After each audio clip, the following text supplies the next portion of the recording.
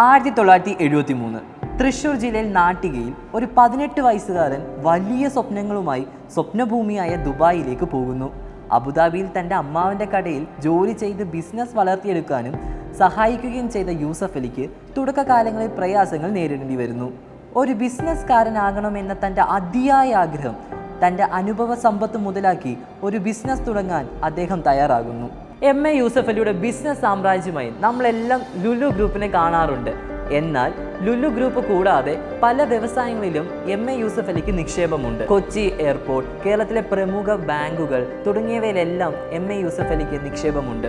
Federal ബാങ്കിൽ 3%, ഇസാഫ് 4% ഷെയറാണ് ഉള്ളത്. ഏറ്റവും അധികം ഷെയർ ഉള്ളത് ധനലക്ഷ്മി ബാങ്ക് 5%. ഷെയറിൻ്റെ ശതമാനം കുറവാണെങ്കിലും ഫെഡറൽ ബാങ്കിലാണ് ഏറ്റവും അധികം മൂല്യമുള്ള ഓഹരി ഉള്ളത്. 1106 കോടിയുള്ള നിക്ഷേപമാണ് എം.എ. യൂസഫ് അലിക്ക് ഫെഡറൽ ബാങ്കിൽ ഉള്ളത്.